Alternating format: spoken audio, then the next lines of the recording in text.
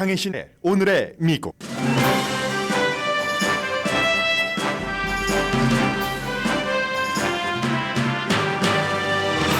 미국의 소비자 심리 지수는 2021년 7월 이후 최고치로 상승했습니다. 암호화폐 규제로 군림하다 사기 혐의 등으로 수감된 샘 뱅크맨 프리드가 오늘 형량 선고를 받습니다. 암호화폐 거래소 FTX를 만들어 손님 돈 80억 달러로 호화로운 인생을 즐기던 32살의 그는 형량을 몇 년 받길 원하지만 검사는 40년에서 50년을 주장합니다. 월마트, 치크필라, 세븐일레븐이 보관소도 있는 드론 배달을 이미 시작했고 올해 확장할 계획입니다. 볼티모어 다리 붕괴 사건으로 실종됐던 2명의 시신을 다이버들이 잔해 속에서 찾아냈습니다. 사고 직전 순간을 담은 데이터 기록이 발견됐지만 사고 원인에 대한 뚜렷한 단서는 찾지 못했습니다. 화물선 조종사와 승무원에 대한 인터뷰가 시작됐습니다. 바이든 대통령은 오늘 오바마, 빌 클린턴 전 대통령과 함께하는 이벤트에서 2,500만 달러라는 선거 기금을 모을 것으로 예상됩니다. 트럼프 전 대통령은 선거 자금에서는 바이든 대통령에게 밀리지만 어떤 행동을 해도 그를 전폭적으로 지원하는 복음주의 목사와 신도들이 그들의 추앙을 유지하고 있습니다. 낙태와 체외 인공수정 접근권에 대한 캠페인을 벌인 민주당 후보가 엘라바마주 보궐선거에서 승리해 공화당 의석을 민주당으로 뒤집었습니다. 알고 전 부통령이 대통령 후보였을 때 러닝메이트였던 조 리버먼 전 연방상원 의원이 82세라는 젊은 나이에 사망했습니다.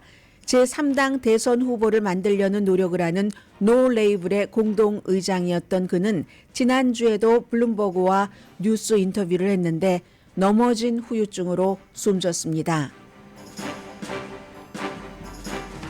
여러분 안녕하십니까? 오늘의 미국 강혜신입니다. 지금 홀리윅이잖아요. 홀리윅이고 모레는 부활절이 3월 31일입니다. 오늘 이제 맨 앞에는 약간의 홀리윅과도 관련이 된 뉴스를 정치로 연결을 해서 전해드리겠는데요. 바이든 대통령이 강한 것과 트럼프 전 대통령이 강한 것. 바이든 대통령은 돈에서 지금 강하고 트럼프 전 대통령은 그 신도들의 믿음이라고 할까요? 트럼프에 대한 믿음 같은 이 강함 두 가지를 말씀드리겠습니다. 바이든 대통령이 이제 오늘 그 뉴욕시티에 있는 그 라디오 시티 뮤직홀에서 2,500만 달러나 선거 기금이 거칠 것으로 예상이 된답니다. 이건 정말 어마어마한 돈입니다. 3명의 대통령이 텔레비전에 지금도 모습이 보이고 있는데 함께 그 대화를 하고 CBS의 레이트 쇼의 호스트 스티븐 콜베르가 이 세 사람과 같이 대화를 합니다. 이게 이제 하이라이트가 되지만 민주당의 대선에는 항상 헐리우드의 유명한 스타들이 다 나오죠. 뭐 음악인도 그렇고 아니면 뭐 영화를 만드는 사람도 그렇고 그런 사람들이 이제 나와서 뭐 여러 가지 연주도 하고 그 이후에는 또 질 바이든 퍼스트 레이디가 주관을 하는 애프터 파티 같은 것도 있습니다. 그런데 이제 어떻게 2,500만 달러나 모이게 되는가? 뭐 보통 티켓을 보는 거잖아요. 누가 나와서 공연도 하고 하는데 225달러에서부터 아주 제일 좋은 자리는 뭐 50만 달러 이렇게 해서 미디어 거물인 그 바이든의 캠페인 공동의장입니다. 제프리 카젠버그 전에 뭐 디즈니 회장도 했고 민주당 킹메이커죠. 사실은 오바마가 대통령이 될 때도 제프리 카젠버그가 그때는 드림웍스에 있었나요? 엄청나게 많은 돈을 모아줬고 뭐 힐러리는 킹을 만들지는 못했지만 바이든 때도 마찬가지. 이번에는 아예 그 캠페인 공동의장을 맡고 있기 때문에 이런 대단한 자리를 만들어서 보여주는 거죠. 우리 하룻밤에 2,500만 달러나 모았어. 참석자가 한 5,000명 정도 될 것 같고요. 뭐 극장 그 좌석 수에 따라서 그러니까 그리고 이렇게 되면은 오늘 2,500만 달러를 3월 말에 바이든 대통령이 모았어. 트럼프 전 대통령도 가만히 있을 수 없죠. 4월 6일입니다.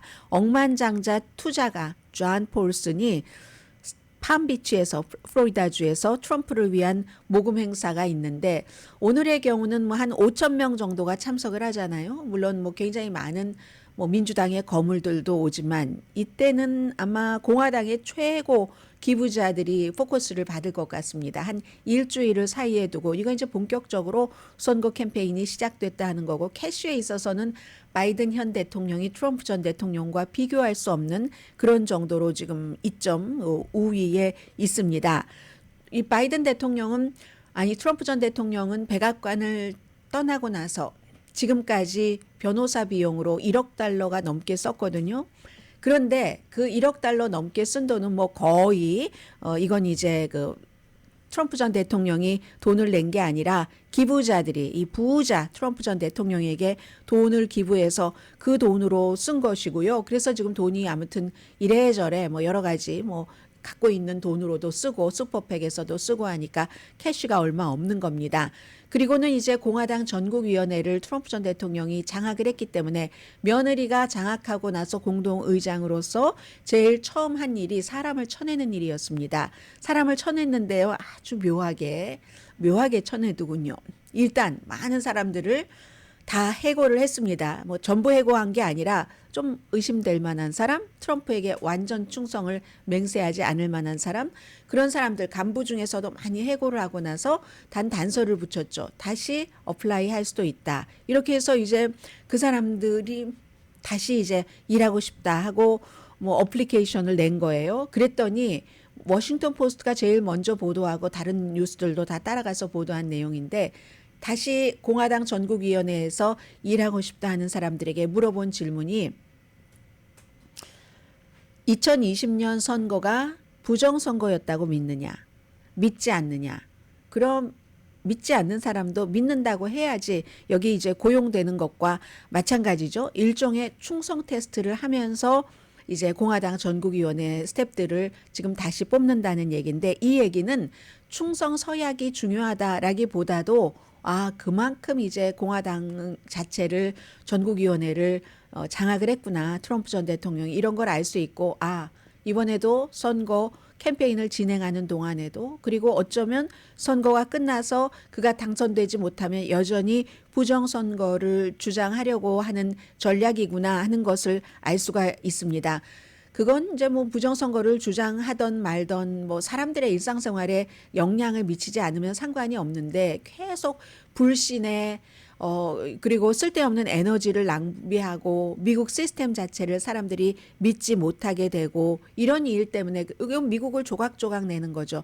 붙어야지 더 강해지는 미국을 그냥 쪼개서 두려움 뭐 이런 것 등으로 이제 쪼개서 그 자체로 이제 생각을 하면서 여러분들께 전해드린 거고요. 그리고 트럼프 전 대통령은 로버트 케네디 주니어는 급진주의자다 이렇게 한번 딱 비난을 해놓고 그런 후보인데 만약에 그가 바이든 표를 가져간다면 나라를 위해서 정말 훌륭한 일을 하는 거지 뭐 이런 얘기도 했습니다. 그리고는 이제 트럼프 전 대통령이 강한 것을 말씀을 드리겠습니다. 지금 이제 홀리 위기라서 홀리 위기에 맞춰서 트럼프 전 대통령도 바이블을 성경 $60에 파는 그 장사를 시작한 거고요. 비디오에서 막 성경 들고 있잖아요. 킹 제임스 버전을 들고 $60인데 이거 뭐 이렇게 얘기를 하는데 트럼프 전 대통령의 성경과 요즘은 이제 본인을 그 메시아 크라이스트에 비교를 하기도 하고 누군가가 그런 글을 보내주면 리트윗을 하기도 하고 하는 것 때문에 이제 많은 사람들이 여러 가지 생각을 하고 있는데 이게 비난도 많이 받지만 심지어는 아니 돈이 그렇게 많다며 뭐 구태여 지금 이 시점에 그것도 이제 성경에 여러 가지를 끼워 넣기 팔기를 했잖아요. 그 끼워 넣기가 성경하고는 사실은 가장 분리돼야지만 된다고 볼 수 있는 헌법을 포함해서 뭐 권리장전도 있었고요. 그 안에 또 뭐가 있었다고 하던가요? 충성 뭐 서약서 같은 것도 있었고 그런 것을 막 껴넣어서 팔았잖아요. 그러니까 비난하는 사람은 이건 해도 너무하네. 이런 얘기. 뭐 운동화 $400짜리를 팔 때까지만 하더라도 원래 장사하던 분이니까 이렇게 생각을 했지만 이제 성경까지 파네? 이런 비난을 합니다. 그런데요. 이게 트럼프 전 대통령을 지지하는 기독교계에서는 이런 비난이 절대로 안 나옵니다. 복음주의자들은 트럼프 전 대통령을 비난하지 않습니다. 성경을 팔건 뭘 팔건 무슨 행동과 무슨 짓을 해도 여자에 대해서 성경에서 완전히 반대되는 성서와의 그것과는 반대의 행동을 아무리 많이 해도 그가 최고라고 추앙을 합니다. 그게 이제 중요한 이유죠. 그래서 트럼프 전 대통령은 자신이 결합이 있다고 믿으면서도 복음주의자들은 왜 그럴까요? 복음주의 기독교인들은 본인들이 생각하는 낙태라든가 여러 가지 그 보수적인 사회 운동이 있죠. 그 운동에 우리는 뭐 트럼프가 너무 잘해주고 있어, 효율적이다 이렇게 생각하는 기독교 보수주의자들과 대타협을 한 거죠.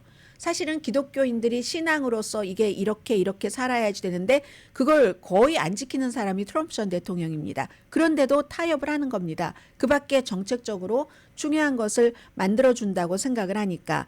그러니까 트럼프 전 대통령도 종교적인 메시지를 자기가 이것저것 심지어 뭐 지저스 크라이스트와 본인을 거의 동일시하는 것을 내보내도 복음주의 기독교인들이 그걸 신경 쓰지 않는다는 그런 느낌을 갖게 됐다는 겁니다. 이 갖게 됐다는 표현 자체는 악시오스가 오늘 전한 내용입니다. 쭉 돌아보면은 이제 오늘 그 홀리위기니까 한번 돌아보시면요. 트럼프 전 대통령은 어떤 인물인가? 한인분들도 뭐 기독교인들 가운데서도 트럼프 전 대통령을 지지하시는 분들도 많고 목사님 가운데서도 여러 이유로 트럼프를 지지하시는 분들이 많으신데 트럼프는 이 목사 입장에서 보면은 가장 싫어해야 될 신도입니다. 교회에 정규적으로 출석하지 않습니다. 사진 찍으러 가고 뭐 성경 들고 이런 건 하죠. 그러나 정규적으로 교회에 출석하지 않는 사람이라는 것을 다 압니다. 이건 빌리 그레함 목사의 아들 프랭클린 그레함도 다 알면서 그를 지지했었던 거죠. 대선 출마하기 전에 신앙을 표현하는 그런 경향도 없었습니다.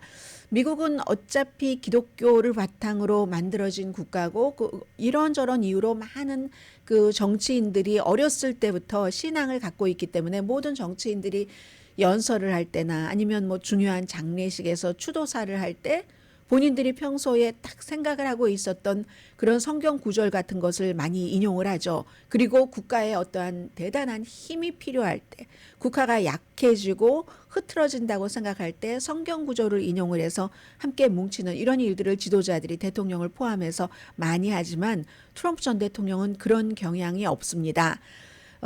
실수는 많이 했죠. 2016년도에도 선거 캠페인을 하면서 복음주의 기반의 나를 찍어주세요라고 하면서도 기억에 남을 만한 많은 실수를 했습니다. 예를 들어서 2015년도에 아이오와주에서 열린 어떤 그 리더십 서밋에서는 자신은 하나님께 용서를 구한 적이 없다고 얘기를 했습니다. 이건 이제 자아가 충만한 사람이 하는 얘기잖아요. 물론 어떤 사람은 내가 뭐 하나님께 뭐 여러 가지를 하는 것도 없으면서 나를 뭐 복을 달라 용서해 달라 할 면목이 없다라고 얘기하는 사람들도 있지만 나는 하나님에게 용서를 구한 적이 없어. 그리고 무슨 뭐 그런 얘기. 그리고 그 다음 달에도 블룸버그와의 뉴스 인터뷰에서 가장 좋아하는 성경 구절을 좀 물어봤습니다. 왜냐하면 그 당시에 하도 트럼프 전 대통령이 복음주의자들에게 구애를 하고 했었기 때문에. 그리고 뭐 블룸버그 뉴스에서 인터뷰하는 사람들도 다 알지 않았겠어요. 트럼프 전 대통령이 뉴욕에서 어떻게 소셜 버터플라이로 생활을 했는가 뭐 등등을 사생활을 너무 잘 아는 서로 또 친구들이에요. 그 사람들이 다. 그러니까 좋아하는 성경 구절을 물어봤을 때 끝내 답하지 않았습니다. maybe 생각나는 게 없어서 그렇다고 많은 사람들은 생각을 하는 거죠. 왜 답변을 하지 않느냐고 계속 이제 물어보니까 그건 굉장히 사적인 부분이기 때문에 말을 할 수가 없다라고 얘기를 했고요. 2016년도 리버티 대학교, 복음주의 대학교입니다. 이 대학교의 연설에서 고린도, 이거 모르는 사람도 있더군요. 트럼프 전 대통령처럼 고린도 전서, 고린도 후서. 그런데 두 개의 고린도라고 얘기를 했습니다. 뭐 이런 식으로 고린도 전서 후서 이거 자체도 개념이 없었다. 그랬을 때 그 리버티 대학교에서 사람들이 참아야지 되는데 뒤에 앉았던 지도자 가운데서도 학교 관계자 가운데서도 트럼프 초대해 놓고는 그냥 웃음을 참지 못해서 웃었던 그런 사람들도 있고 학생들은 얼마나 웃었겠어요. 그 공화당 경쟁자들도 당시에 엄청 트럼프 전 대통령을 조롱을 했습니다. 그래도 아무런 문제가 없었습니다. 트럼프 전 대통령은. 그리고 나서 대통령이 되는데 복음주의 그 유권자들이 큰 힘을 줬죠. 대통령이 돼서는 그 유권자들을 만족을 시켰습니다. 낙태, 금지, 성공을 시켰고요. 3명의 아주 보수적인 닐 고서치로 시작을 해서 브렉 캐버나우 그리고 에미 코니 베르까지 딱 그 자리에 놔서 그런 것을 뒤집어 줬으니까 낙태 권한이 정말 수십 년 동안 있다가 없어지는 주가 지금 생기잖아요. 그랬으니까 복음주의자들은 좋아했죠. 그리고 연방 대법관 판사만 그렇게 한 것이 아니라 많은 그동안에 미치 맥코넬이 그 오바마 시대에 그걸 상원 인준을 해주지 않고 있었던 비어 있었던 판사들을 막 무더기로 뭐 하느님만 외치면 된 그런 판사들도 있어요. 그래서 굉장히 지금 연방 판사 가운데 질이 낮은 판사들이 많다는 건 누구나 아는 얘기입니다. 판사들은 다 합니다. 법조계에 있는 사람들은 그런 그 복음주의자들을 감동시키는 정책으로 많은 것들이 이제 트럼프의 좀 너무 그 종교에 대해서 무지하다던가 이런 것들은 용서가 된 거죠. 폴리티코의 그 보도에 따르면 트럼프의 전 예산국장이었던 로스버트 그 사람이 이끄는 띵크탱크를 포함을 해서 아주 보수적인 사람들이 똘똘 뭉쳐서 지금은 트럼프 임기 2기 의제에 기독교 민족주의를 주입하려는 계획을 만들었습니다. 기독교 민족주의 기독교인들이 들으면 좋아하실지 모르겠습니다만은 정치가 항상 종교와 완전히 달라붙어 있을 때 그때는 나중에는 종교도 결국은 허물어지게 된다는 것을 우리는 역사를 통해서 많이 봤습니다. 그래서 정치와 종교를 분리하자고 하는 건데 이거는 정경 일치 기독교 민족주의를 지금 열심히 그 연습이 아니라 그 계획 같은 것을 하고 있고요. 그래서 트럼프 전 대통령이 요즘에 연설을 할 때마다 급진 좌파가 기독교인을 박해하고 있다고 거듭 주장을 합니다. 12월 달에 캠페인에서는 반 기독교에 맞서서 무슨 새로운 연방 태스크포스 특별 전담반을 만들겠다. 이렇게도 공약을 했습니다. 그리고는 2016년부터 이렇게 실수를 해도 나를 조롱하지 않네? 이런 거라도 나를 벌을 주지 않아? 기독교인들이 하면서부터는 서서히 본인이 이제 여러 가지 본인에게 나쁜 일이 있다던가 누군가가 공격을 하면은 예수가 박해받는 것처럼 본인을 비유하기를 시작을 합니다. 그리고 나서 본인이 대통령에서 나오고 이제 기소되고 하고 나서는 완전히 이제 박해받는 이번 주에도 그런 비슷한 무슨 소셜 미디어에 올린 게 있잖아요. 이런 주간에 본인도 그 돈 문제로 그 뉴욕의 그 판사가 얼마를 벌금을 내라고 하는 나도 이런 것을 고통을 받고 있다. 이렇게 하는 거. 그래서 2020년에는요. 코비드 19이 2020년 1월 달 중순부터 시작이 됐잖아요. 시작되고 몇 주일 만에 트럼프 전 대통령의 코비드 정책이 이게 기독교 복음주의와도 연관이 있는 겁니다. 그 당시에 트럼프 전 대통령이 좀 빨리 이걸 닫았으면 좀 해가 덜할 수도 있었는데 나중에 너무 오래 열어둬서 피해를 본 그런 주들도 많이 있잖아요. 플로리다주가 마스크 쓰고 다니지 않고 해서 캘리포니아주와 인구 대비해서 훨씬 많은 사람이 숨졌습니다. 코비드로 인한 사망자. 트럼프 전 대통령도 당시에 이거 빨리 문을 열어야지 말이야. 폐쇄가 안 되고 이런 얘기를 했을 때 뭐라고 얘기를 했냐면 그래서 교회에 갈 수 있게 해야지 된다. 그 당시에 우리 교회의 분위기를 생각해 보면 여러분 다 아실 수 있는 그런 내용이죠. 그런 것들 얘기 팍스뉴스와 인터뷰에서 지금 모든 교회가 아주 그냥 사람들로 꽉 차면은 얼마나 좋을까. 그게 2020년 3월이었거든요. 3월이면은 엄청나게 코비드가 막 왕성하게 활동을 하기 시작할 그때였습니다. 그리고 2020년 6월 달에 거기에 이제 딱 역사적인 세인트 존스 그 성공의 교회로 가서 다 성경 들고 포즈를 취하고 했었던 그런 일들로 이제 다 복음주의 표를 계속 유지를 하고 있는 겁니다. 중간에 물론 이스라엘의 미국 그 대사관을 텔아비브에서 예루살렘으로 옮겨주는 이런 것들도 했고요. 그래서 2024년도 지금으로서는 바이든 대통령과 트럼프 전 대통령이 대결하는 것이 거의 분명하니까 트럼프 전 대통령과 그의 주변에 있는 사람들에서의 그 종교적인 것을 지금 선거에 연결시키려고 하는 것은 트럼프의 사법 리스크가 강해지면 강해질수록 더욱더 종말론적 그런 이제는 뭐 메시아적 내가 메시아야 뭐 하는 식으로 이런 분위기로 몰고 가고 있습니다. 그래서 얼마 전에 이 트루스 소셜에도 공유되고 그리고 이제 본인 그 캠페인 할 때는 뭐 얘기도 하고 하는 그런 겁니다. 보여주기도 해요. 요즘에는 1946년 6월 14일에 하나님은 자신이 계획한 낙원을 내려다보시며 나는 그 관리할 사람이 필요하다. 저 낙원에 이렇게 말씀을 하셨는데 그래서 하나님은 우리에게 트럼프를 주셨다.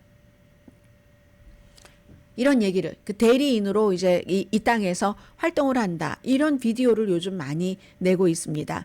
그리고 지난 그 10월 달에 뉴욕의 민사 사기 재판 첫날에 트럼프가 인공지능이 생성한 그 법정 스케치에서 자신이 예수 옆에 앉아 있는 그 모습, 법정에 예수가 앉아 있고 그게 본인이라는 이런 모습도 공유하기도 했습니다. 그리고 이제 이번 주에 트럼프 전 대통령이 추종자로부터 받은 메시지를 올린 거죠.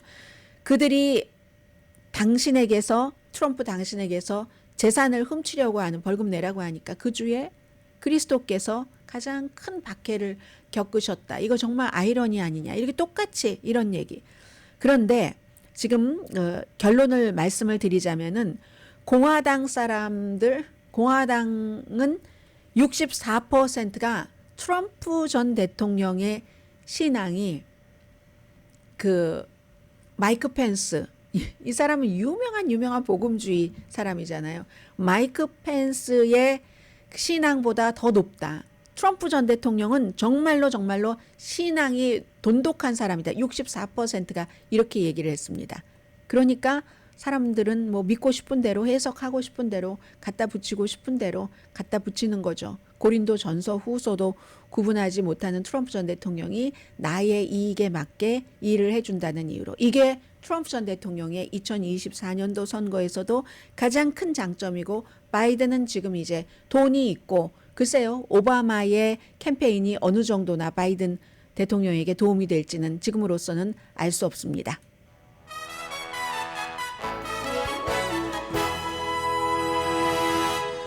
네, 잠시 뒤에 뭐 여러분들께서 하나는 궁금해하실 것 같고 하나는 전해드려야 옳을 그럴 뉴스 준비했습니다.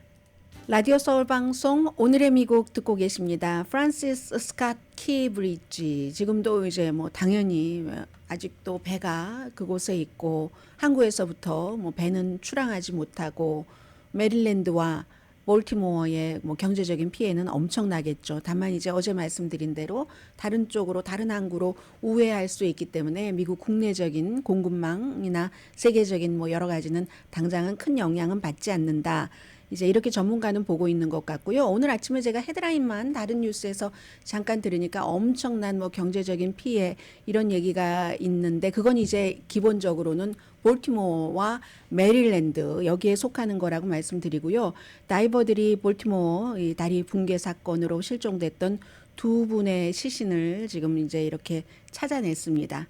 이 파텝스코 강 잔해 속에서 막 뭐가 많이 떨어지고 무너지고 했으니까 그 잔해 속에서 찾아냈고 나머지 네 분은 아직도 찾지 못했습니다. 이 차가운 얼음 속에 있겠죠. 그래서 이제 시신이 그 찾아진 두 분은 35살 한 분은 멕시코에서 오신 분이고요.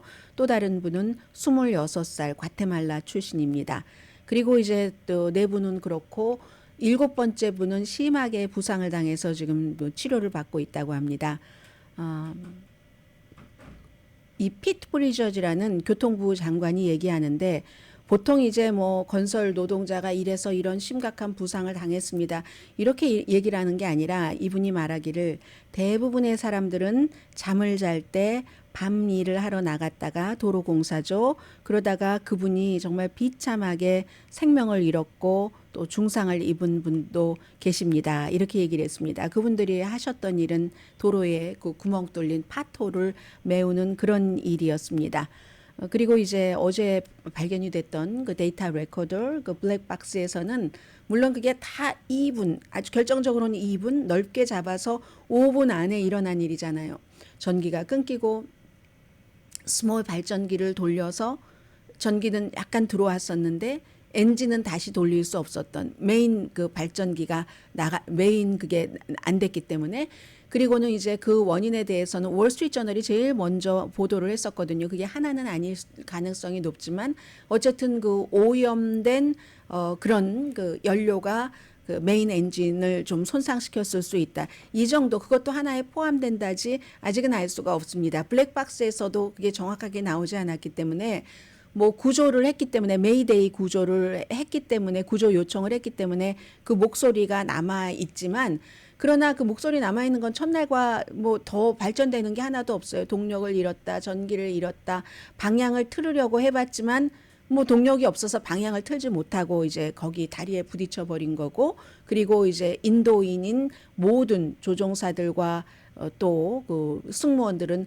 안전하게 나왔는데 그분들을 지금 전부 어제부터는 인터뷰를 시작을 하고 있습니다. 화물선 조종사와 승무원에 대한 이런 그 인터뷰를 하기 시작했고 메릴랜드 주 의회가 당장 뭐 항구라든가 이런 데서 일 못 하시는 분들 이건 완전히 재해잖아요. 그래서 그분들을 어떻게 경제적으로 돕나 이런 것들을 지금 의논을 하고 있고요. 교통부 장관도 어제 얘기하는 거 보니까 초당적인 기금을 마련을 해야지 된다. 이 다리를 재건하고 또 항구도 오픈하기 위해서 이런 얘기를 합니다. 볼티모어 항구가 미국에서 9번째로 바쁜 항구랍니다. 이제 그 가운데서도 특히 뭐 자동차라든가 설탕이라든가 석고라든가 여러 가지 그 볼티모어 항구를 통해서 들어오고 나가는 그런 특수한 그런 물품들이 있지만 다행히 뭐 뉴욕이라든가 뉴저지 옆에 항구들도 있고 하니까 큰 그 외부의 수출과 수입에는 큰 영향은 미치지 않을 수도 있다. 다만 그쪽에 몰티모어 쪽, 메릴랜드 쪽에 경제가 일단은 그건 이제 영향을 받을 것이 분명하니까. 그런데 항상 모든 것은 어제 이코노미스트가 지적을 한 것처럼 어려운 일이 있어도 그걸 어떻게 잘 해치면서 누군가가 또 도와주고 이런 경우에 연방정부가 도와주고 해서 하면은 그렇지 않아도 참 이게 너무 부실하고 너무 오래된 것이라서 업데이트를 해야지 되는 부분들이 있지 않았겠어요. 그래서 더 좋은 영광을 볼 것이다. 뭐 이런 얘기들도 하는 사람, 뭐 그런 희망을 품고 살아야죠. 당연히 사람이. 그리고 제가 어제 전해드리려다가 못 전해드렸었던 건데 이거 너무 중요합니다. 왜냐하면 2024년도에 그 선거를 조금 예측을 해볼 수 있기 때문에 엘라바마주에서 보궐선거가 치러졌어요. 지난해 뭐 11월 달인가요? 그때 헌츠빌 지역인데 공화당의 데이빗 콜 의원이 선거 사기 혐의로 유죄를 받아서 결국은 그 자리가 비어서 그제였었네요. 두 사람이 결선을 치렀는데 여긴 당연히 이제 엘라바마고 공화당 의석이었으니까 이 아주 레드 스테이트에서 공화당 의석이 민주당으로 바뀌는 건 엄청 어렵습니다. 마치 캘리포니아처럼 블루 스테이트에서 이 민주당 의석이 공화당으로 바뀌는 게 어려운 것처럼 그런데 이게 바뀌어버렸거든요. 그 이유가 낙태와 그리고 엘라바마주가 최근에 체외 인공수정에 관해서 냉동된 배아도 인간이다. 그러니까 그걸 잘못 따르면 엄청난 벌, 사형에 처해질 수도 있다는 연방이 아니라 그 엘라바마주 대법원의 판결이 나왔었잖아요. 그게 이제 이번 선거의 핵심이었습니다. 그래서 당선된 사람은 낙태와 체외 수정 접근권에 대해서 캠페인을 벌인 민주당 후보 마릴린 랜드 19지구인데요. 이 후보는 2022년도에 똑같은 지역에 출마를 했지만 그 당시에는 7%포인트 차이로 컸죠. 떨어졌는데 이번에 여성이잖아요. 낙태에 대한 자신의 경험을 공유를 해서 생식권 보호 캠페인을 한 겁니다. 그래서 이겼어요. 이게 엘라바마주가 이렇게 배아에 대한 판결을 내리고 처음 있는 선거였고 공화당은 이걸 뭐 강하게 주장하잖아요. 낙태도 반대하고 뭐 여러 가지 배아도 인간이야 뭐 이런 것들. 그랬기 때문에 이 이슈가 2024년도 대통령 선거라든가 아니면 다른 지역에서 다른 그 정치인 선거에도 이게 활용이 될 수 있겠구나 이런 것을 볼 수 있다는 점에서 굉장히 그 중요하고요. 그래서 공화당이 이렇게 뭐 냉동 배아도 인간이다라고까지 가는 극단주의를 선택을 한 것에 대한 국민 투표다 이렇게 평가한 전문가도 있습니다. 아무튼 결선에서 이 여자 후보가 62.4% 대 37.6%, 공화당 남자 후보는 시의원이었어요. 그 테드 파웰이라는 시의원인데 우리 정책을 가지고 얘기를 해야지 된다 하면서 그 지역의 기간 산업을 가지고 와서 금방 경제를 어떻게 발전시키겠어 했는데 통하지 않았습니다. 이런 일들이 있었습니다. 그래서 사실 낙태에 관한 지지도 2023년도, 2022년도 선거에서 엄청나게 민주당에게 유리한 힘을 실어줬는데 이번에 엘라바마주에서도 보니까 낙태와 이 체외 인공수정 이런 이슈가 정말 유권자들에게 다가가 있더라 이런 얘기를 하는 겁니다. 그래서 뭐 이게 꼭 엘라바마주에서만 보여준 것도 아니죠. 그 전에 오하이오 선거에서도 그랬고 버지니아주 선거에서도 마찬가지였습니다. 자, 잠시 뒤에는 월마트, 칙필라, 세븐일레븐, 소비자 심리지수, 암호화폐의 정말 제왕처럼 제가 굴림이라는 단어를 썼습니다. 그렇게 살았었어요, 젊은이가. 그 젊은이의 몰락. 오늘 아직 이제 판결이 나오진 않았는데 형량 선고가 있습니다. 세계가 주목하죠. 미국이 이제 이런 법이 굉장히 까다롭잖아요. 잠시 뒤에 전해드립니다.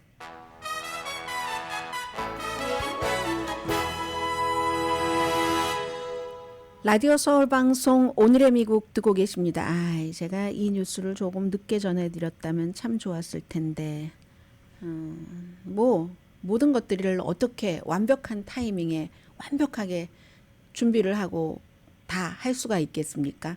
그냥 해보겠습니다. 일단은 자 우선은요 소비자 심리지수부터 말씀을 드릴까요? 2021년 7월 이후에 최고로 상승했습니다. 미시건 대학교의 소비자 심리지수가 이제 가장 우리가 파퓰러하게 사용하고 있는 거고 3월 달에 이제 지금 나온 게 79.4인데 3월 지금 말이잖아요. 3월 초에는 76.5였습니다. 지금 소비자 심리지수의 그 수치가 79.4라는 것 자체가 2021년 중반 이후 최고.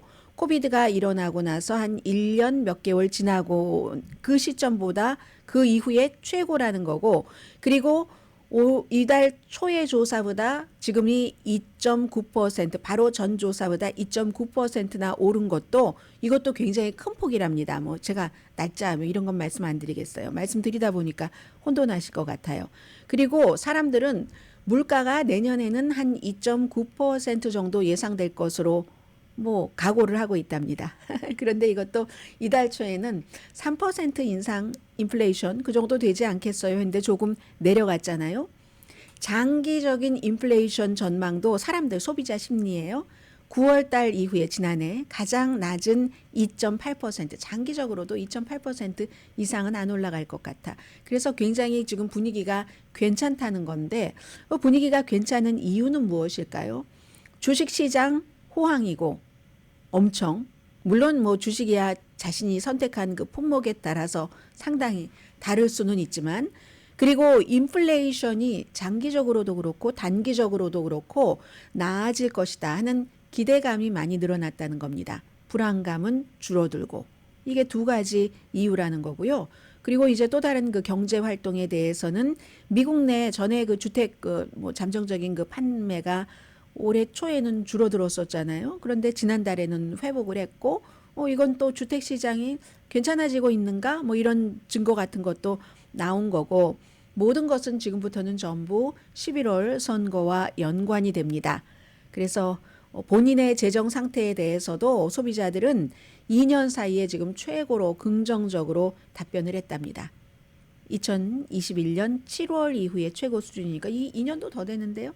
2022년, 2023년 2년 넘어 만에 최고 수준까지 올라갔다는 겁니다.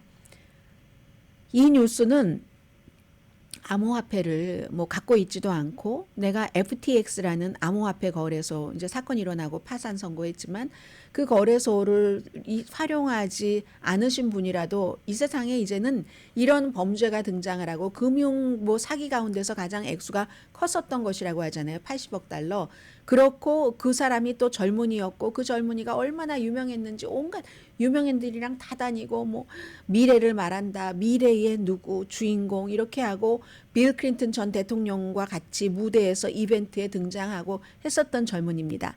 이 샘 뱅크맨 프리드가 FTX라는 암호화폐 거래소를 만들어서 암호화폐 귀재로서 살다가 80억 달러를 돈을 말하자면 사기친 거죠. 훔쳐서 호화로운 인생을 즐긴다는 것이 드러난 겁니다. 돈이 구멍이 딱 나니까 이걸 쭉쭉쭉쭉 조사를 해보고 그 결정적인 것에는 전에 애인이 또 같이 회사에서 일도 하고 하다가 뭐 알라메다라는 또 다른 회사 만들어서 돈을 이쪽으로 돌리고 본인은 친구들과 바하마에서 엄청난 집에서 엄청나게 호화로운 생활을 하고 개인 제트기를 갖고 그게 다 그런데 손님의 돈이었단 말이야. 80억 달러 해서 지난해에 11월 달에 이거 완전히 뭐 금융계의 핵심 플레이어가 금융계의 희대의 사기꾼이 돼서 7개 뭐 사기 혐의 대부분 이제 사기 혐의예요. 거기에 이제 돈 세탁 혐의도 있고 그래서 추락한 거죠. 뭐 바하마에서 미국으로 왔잖아요. 그런데 이제 또 부모님들도 무슨 뭐 유명한 대학교 교수들이고 해서 엄청나게 아들 뒷바라지를 했고 그 샘 뱅크맨 프리드가 오늘 25년 징역형을 받았습니다. 좀 전에 25년 징역형을 받았습니다. 크게 손님 돈을 훔쳤다. 두 번째는 투자자에게 거짓말을 했다. 이렇게 해서 막 그 돈으로 호화로운 생활만 한 게 아니라 부동산에도 투자를 하고 그리고 뭐 정치 로비 자금으로도 많이 쓰고요. 왜냐하면 암호화폐를 다루는 이런 일을 하니까 그런 일에 관련해서 그렇게 해서 원래는요. 이 형량이 110년 형량이 가능했답니다. 그래서 지금 한국에서 본인들도 이런 비슷한 것으로 피해를 본 사람이 아니 왜 그 용의자를 미국으로 보내지 않고 한국으로 보내. 미국은 저게 센데 한국은 경제사범이 뭐 최고 형량이 얼마 되지 않잖아요. 이렇게 얘기를 하는 겁니다. 110년 형량이 가능했는데 변호사는 한 뭐 6년 반 정도요. 63개월에서 78개월 정도를 얘기를 했습니다. 왜냐하면 이 사람 비폭력 초범이고 뭐 자폐증도 있다. 이럴 때는 이제 아픈 병 다 나오는 겁니다. 자폐증도 있고 아직 너무 어린데 재기의 기회를 줘야지 된다. 그리고 돈도 다 갚을 수 있고 지금 뭐 비트코인이 저렇게 많이 올라갔는데 뭐 등등 이런 얘기를 했습니다. 그에 비해서 검찰 측은 40년에서 50년 뭐 언제 받을지 뭐 기한도 없고 2022년도 이 회사가 파산하기 전에 그때 돈이 필요했던 피해자들에겐 전혀 위로가 되지 않는다. 이리하여 25년 그 중간이잖아요. 6년 반에서 40년에서 50년 사이에서 딱 검사가 원하는 것의 반 정도네요. 누구였냐면 판사도 저는 좀 궁금했었거든요. 이 판사가 어떻게 판결을 내릴까? 왜냐하면 그 판사가 이진 캐롤 명예훼손 사건을 맡았던 판사입니다. 트럼프 전 대통령에게 벌금 내라고 했었던 루이스 카플란 판사. 이 판사가 25년 징역형을 내렸는데 제가 이걸 광고 나갈 때 이 레이티스트 기사를 봐서 다 보지는 못했습니다. 25년형을 선고를 하면서 그러면서 뭐라고 얘기를 하냐면 25년 그러면 변호사 너무 많다 했을 거 아니에요. 반성하는 기미가 없다. 이건 정말 미국이나 한국이나 너무 중요해요. 한국에서 지금 계속 얘기를 하잖아요. 조국 전 장관 가족들이 너무너무 심하게 당했다. 그런데 항상 그 법정에서의 여러 가지 그 태도를 얘기하죠. 미국에서도 마찬가지예요. 트럼프 전 대통령도 법정에서 하도 그 후회하는 기색이라든가 여러 가지가 없으니까 막 최고를 받는 거예요. 벌금을 받아도 최고로 받고 지금 그러고 있잖아요. 역시 샘 뱅크먼 그 프리드에 대한 형량을 25년이나 선고한 카플란 판사도 도대체 반성을 하는 기미가 전혀 없었다라는 얘기. 그리고 심지어 여자친구가 전에 이렇게 이렇게 진술하고 할 때 보면은 본인이 하는 일이 잘못된 일이라는 걸 알고 있었고 범죄라는 것도 알았다는 겁니다.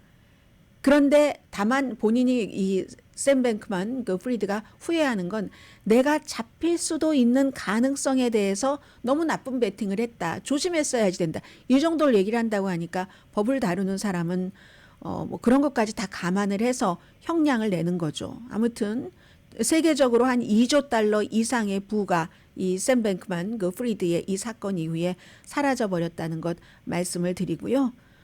그런 얘기 뭐 이 정도만 말씀드려도 뭐 핵은 말씀을 드린 것 같습니다. 자, 잠시 뒤에 오늘 제가 말씀을 드리고 싶었던 한 가지와 여러분과 저에게도 모두 해당되는 그리고 또 한 가지 남아 있네요.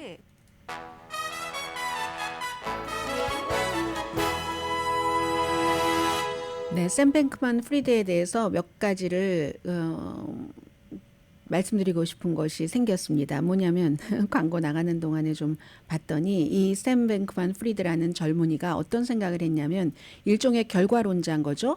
행위를 좋게 하거나 나쁘게 하거나 과정은 상관없이 결과만 좋으면 된다. 내가 돈을 많이 다른 사람 것으로 어떻게 해서든지 벌어서 그래서 나중에 그 돈을 잘 쓰면은 되지. 뭐 이런 식으로 평소에 믿고 있었다고 하고요. 뭐 다른 사람 돈을 갖고 놀고 벌고 뭐 그다음에 나중에 갚고 그다음에는 뭐 전염병을 예방하는 뭐를 어디에 기부를 한다던가 이러면 되지. 근데 그런 일은 일어나지 않았잖아요. 회사는 뭐 파산하고 지금 뭐 거의 파는 과정인 것 같은데 그리고 막 그 당시에 막 사람들이 돈 찾는 것도 중단했고 결국 파산했고 수백 명의 직원을 해고했고 아무튼 그런 일이라는 거예요. 과정도 굉장히 중요하죠. 엄청나게 중요하죠. 그 과정이라는 게요.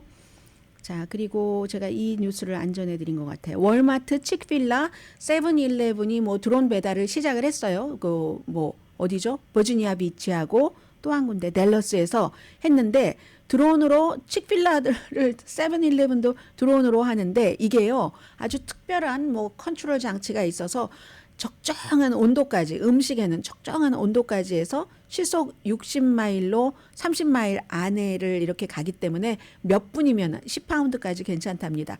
온라인으로 주문해서 뭐 바코드로 이렇게 하는데 여기에다가 또 무슨 뭐 락커 같은 것이 있어서요. 어느 장소에 딱 그게 있으면 뭐 찾을 수도 있나 봐요. 물건을 월마트 것 같은 거 반납도 가능하잖아요. 음식 아니니까 거기서 반납도 할 수 있고 아무튼 이런 새로운 시대가 왔다 하는 것을 말씀을 드리고요. 손님이 그 드롭하는 그 장소에서 물건을 그 픽업할 수도 있다 하는 거고 또 한 가지는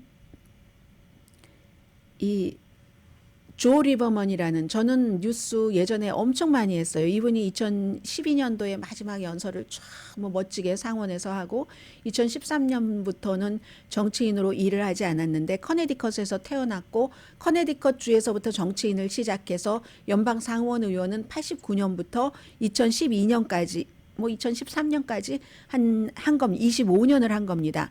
그러니까 이 연방 상원 의원으로서 굉장히 노련한 사람이었었죠. 그리고 주이시로서 최고까지 올라간 사람입니다. 그 당시에 왜 최고냐면은 2000년도에 알고 부통령이 대통령 선거에 나갈 때 주이시 후보가 백악관 티켓에 간 게 그때가 이제 처음이었으니까. 그런데 민주당 내부에서는 이분이 민주당과 의견이 다른 것들도 많이 있었고요. 나중에 그래서 2006년부터는 무소속, 마지막에는 무소속으로 출마를 했었는데 제가 숨졌다는 말씀을 안 드렸네요. 82세로 사망을 하셨습니다. 그런데 이제 알고가 얘기하기를 굉장히 재능이 있는 리더고 누구라도 접근하기 쉬운 그런 사람, 아주 강인한 성품이 있었고 뭐 그렇다. 그런데 우선 성과로는요. 이 조 리버먼이라는 주이시 전 연방 상원 의원이 Don't ask, don't tell policy를 없앤 사람입니다. 그래서 군에서 뭐 묻지도 말고 클린턴 때에도 묻지도 말고 뭐 대답하지도 말고 하면서 동성애자들을 군인으로서 나가서 전투지에서 싸우게는 하는데 당신이 동성애자라고 말하지는 마라. 이런 비겁한 게 어디 있어. 이렇게 하면서 그 사람이 이제 밝은 빛을 줘야지 돼. 이걸 굉장히 열심히 했었던 사람이고요. 그리고 2008년도에는 존 맥케인을 지지합니다. 존 맥케인이 오바마와 결혼해서 대통령 후보로 나왔을 때 그러니까 민주당에서 바로 무소속으로 되고 나서 존 맥케인을 버락 오바마를 지지하지 않고 존 맥케인과 친구였거든요. 오랜 친구. 이 두 사람이 그 이스라엘을 같이 뭐 여러 번 방문을 한 것 같아요. 여러 번 방문해서 했었던 그 당시에는 듣고 기억이 남았었는데 다 잊었네요.